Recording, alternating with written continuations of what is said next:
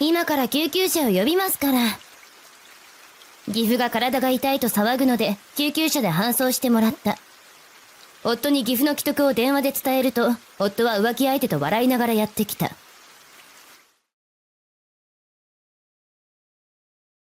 私の名前は風間彩音。32歳で専業主婦をしている。しかしながら私は結婚相手の夫、高之にひどく幻滅していた。というのも、高之は中小企業で働いているのだが、35歳になるというのに全く出世の兆しがない。そう、未だに平社員なのだ。まあこれだけならまだ我慢できる。いくら給料がそこまでないと言っても、最低限の贅沢はできるぐらいの稼ぎはある。だが、高之は結婚3年目にして、すでに完全に変わってしまった。会社でうまくいかないこともあってか、私に対して強く当たるようになり、今では亭主関白状態。とても優しくて、人柄に惹かれて結婚したのに、完全にいいところがなくなってしまった。しかも、夫が私にきつく当たるようになってから、それを真似するように、義両親も私に対する態度がひどくなっていったのだ。そんなある日、義父が突然家で倒れてしまった。私は慌てて救急車を呼び、義父を搬送してもらったが、さすがに心臓がドキドキした。だが、体全体を検査したものの、全く問題はなかったらしく、数日後にはケロリとして家に帰ってきた。しかしながら、義父が言うには、体の調子は完全ではなく、介護が必要だという。一人で帰ってこれたのに？私はそう思わざるを得なかったが、義父が調子が悪いというのなら、世話をするしかない。なんだその顔は。私の世話をすることに何か嫌だと思うことでもあるのか。まったくひどい嫁だよ。倒れて戻ってきたばかりだというのに。そこまで叫ぶ元気があるのなら、介護など必要ないじゃないですか。私はギリギリのところでそれを言うのをとどまり、義父が言う通りにするしかなかった。そもそも、なんで私が義父の面倒を見なければならないのだろう。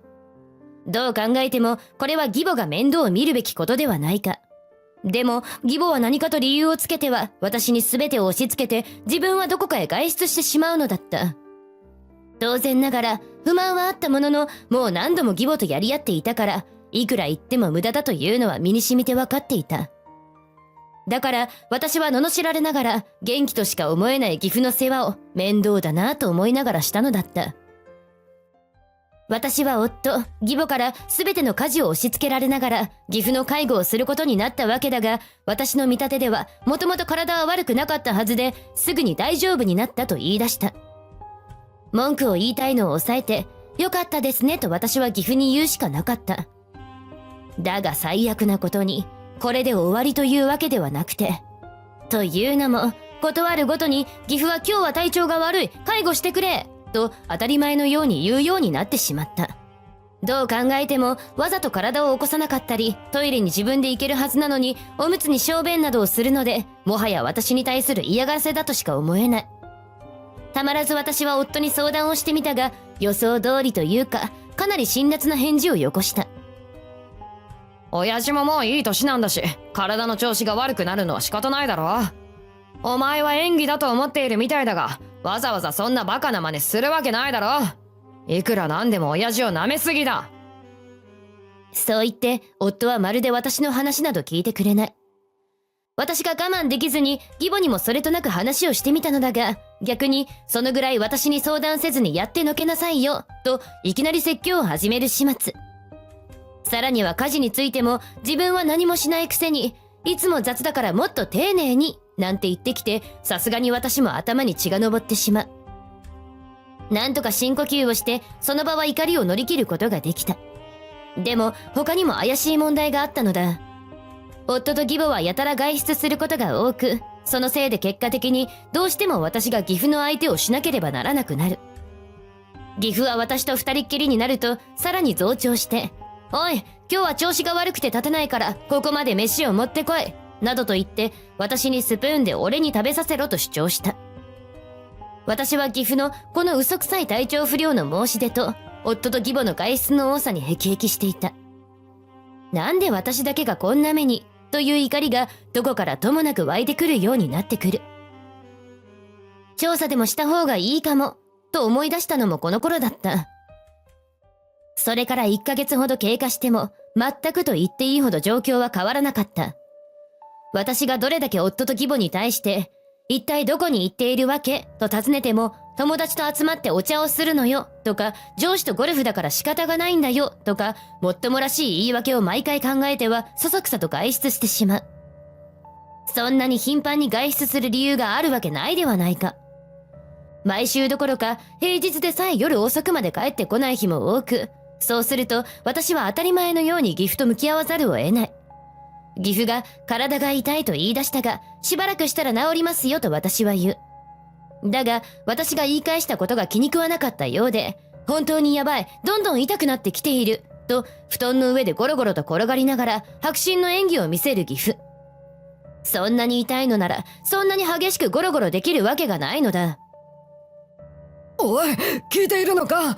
この痛みをどうにかしてくれ。あんたはこのまま痛みで私がそのままこの世から消えてもいいっていうのか？岐阜の声のボリュームはずっと上がり続け、もう一緒に部屋にいるのが苦痛になるほどとんでもない大声を出していた。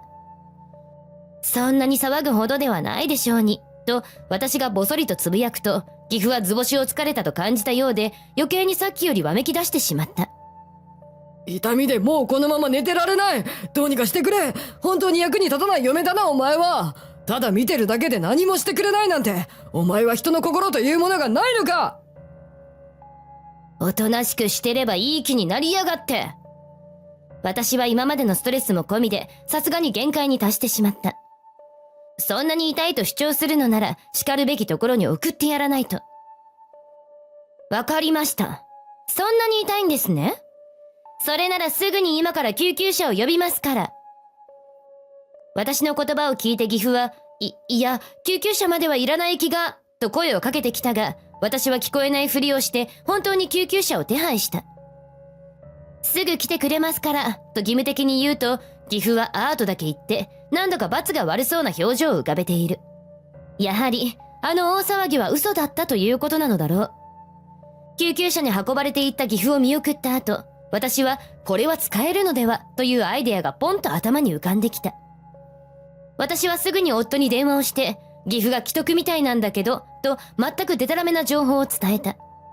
すると、まるで最高の知らせを聞いたというように、高之のテンションは爆上がりし、私に返事もせずに電話を切ってしまった。それから1時間もせずに、高之はなんと浮気相手を連れて家にやってきて、満面の笑みを浮かべながら私に語り出す。いや、親父が亡くなるのを待っていたんだよ。だって新しい嫁に迷惑をかけたくないからさ。いやー、やっとか。長かったな。私の気持ちなどどうでもいいようで、自分の思いだけを吐き出す高之。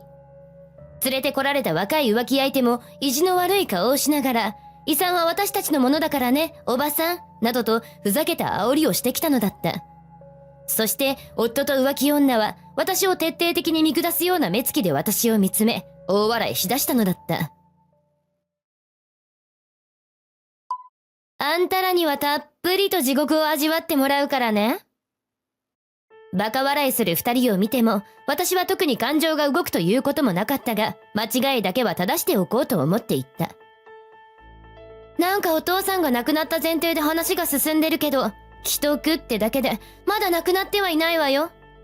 だけど、高之は私が言ったことをめんどくさそうに、そんなのいいんだよ、で片付けてしまった。親父はいつも体の調子が悪いって叫んでたじゃないか。毎日のように叫んでたわけだし、どうせすぐにこの世から消えることになるよ。というわけで、やっとこれを渡せるわけだ。高之が私に差し出したのは離婚届だった。きっと前から離婚届を出すタイミングを見計らっていたとしか思えないほどスムーズだった。私は無言で離婚届を受け取り、部屋を出てペンで自分のサインを書き、そして高之に渡した。あまりに私がスムーズに離婚届にサインしたものだから、どうやら高之は面食らってしまったらしい。何よ、何か文句があるわけと私が言うと、高之は嫌と煮え切らない答えをするのみで、結局私に何も言わなかった。自分から離婚を望んでおいて、それが実現したんだからもう少し喜べばいいのに。そんなことさえ私は思ってしまう。でもまあ、もう長いは無用だ。私はすぐに最低限の荷物だけをバッグに詰めて、さよならも何も言わずにすぐに家を出てしまった。高雪も浮気相手も私の素早い行動にかなりびっくりしているはず。それについては後で料理していくことになるから今は置いておこう。私は実家に戻る電車の中で無知っていうのはどうしようもないなと哀れみさえ感じながら実家のある駅へ到着し、私は徒歩10分ほどかけて実家にたどり着いた。突然実家に帰ってきた私にさすがに両親は驚いていた。でも今更色々と取り繕ってもしょうがない。私は自分が義実家で受けた仕打ちを大事なところははしょらずに簡潔に話した。全く知らせていなかったので両親は当たり前だが唖然としていた。実は離婚は前から決めていたのよ。高雪が今回きっかけだったけど、どのみちもうすぐ離婚は間違いなかったと思う。だからそんなに心配しなくていいから。両親も初めは心配そうだったが、私があまりにサバサバしているので、これなら大丈夫だろうと判断したようだった。しばらく実家にいさせてもらうことに許可をもらい、私はすぐに仕事を探し始めた。幸いなことに、小さな会社の事務員の募集をしており、私はそこに応募して無事に受かり、働き始める。私が義実家を出てから1週間後ぐらいに、高雪から結婚したよという報告の電話があった。正直興味もなかったので、わざわざ律儀に電話をしてこなくてもよかったのだが、ついでだからと私が知っている情報を全て暴露してやることにする。はしゃぎながら結婚報告をする高雪が最高にうざかったし、調子に乗ってるところから一気に叩き落とすのが復讐の醍醐味というものだ。そうそう、これが最後かもしれないし言っとかなきゃ。お父さん、まだ亡くなってないでしょ？多分、これからもピンピンして長生きするんじゃないかしら。高雪はお父さんの介護とか実際にしてないから知らないかもだけど、あれ騒いでただけで、特に体調がやばいとかそういうんじゃないし。あと遺産だけど、もうお父さんは使い切っちゃってるわよ。世話をしている時に何を勘違いしたのか私をお母さんだと思ったみたい。ギャンブルで溶かしてしまったんだ全部、ごめんって泣きながら言ってたわ。あまりの情報量の多さに、高雪の脳では全てを処理するのは不可能だったようだ。はぁとか、とか、一言発するのがやっとで、現実をまともに受け止められないらしい。私は最後のとどめを刺すように付け加えた。そういうわけだから、あんたの新しい嫁がお父さんを間違いなく世話することになるわ。お母さんはいつも家にいないでしょ、相変わらず。新婚早々かわいそうだな。それじゃあ、もう関係ないのでかけてこないでね。信じられない衝撃だったようで、高雪は絶句して何も話せなかったようだ。私が電話を切る時にも一言も発さず、完全に沈黙してしまっていた。いい気味だと思ったが、まだここで終わりではない。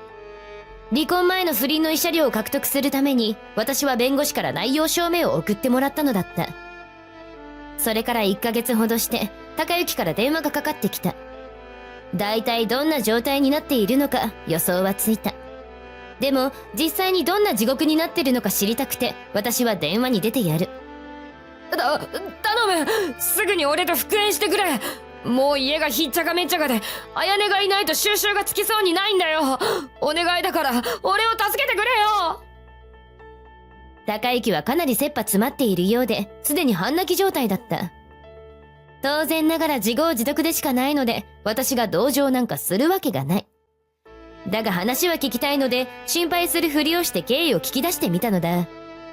どうやら新しく高雪の妻になった浮気相手は、すぐに岐阜の相手が耐えられなくなり、わずか3日で家から逃げ出してしまったそうだ。でも、逃げ出したくなる気持ちは分かった。全く関係性のない状態からあのわがまま放題の岐阜を世話するとなると、大抵の人が3日も持たずに逃げ出してしまうことだろう。そして高雪は完全に泣き声で続ける。おふくろも全然家に帰ってこなくなったんだ。だいたいおふくろが親父の面倒を見ておけば、俺の嫁が逃げ出す必要もなかったのに。一体どこで何をしてやがるんだおふくろは。まさに絶好のチャンスだと思って、私はかなりダメージを与えるであろう事実を教えてやった。それを聞いて高雪は、そんなはずがないと言い張って全く信じようとしなかった。高之の母親は実は不倫をしており、おそらく義父が嫌になってその不倫相手の家に避難しているという私の予測を。おふくろが不倫とか、もうちょっとまともな嘘をつけよ。さすがにリアリティがなさすぎてバカバカしすぎるわ。おふくろが何歳だと思っているんだよ。今さら不倫も何もないだろうが。こういう女心を分かってないバカだから義父と二人っきりになる羽目になったのだろう。別に義母の肩を持つわけではないけど、いくつになっても恋心とは止まらないものだ。年齢なんて関係ない。そこにはそこはかとなく男尊女卑の響きも感じられて、私はますます高之を軽蔑することになった。私は深いため息をついた後、しょうがないから証拠の写真を送ってあげると言って、更新所が撮った不倫の決定的瞬間の写真を封書で送ってやった。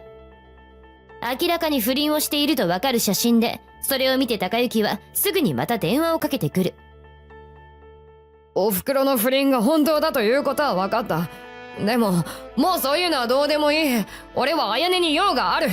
頼むから復縁してくれないか。俺一人じゃ無理なんだよ。もう本当に精神が擦り切れておかしくなりそうなんだ。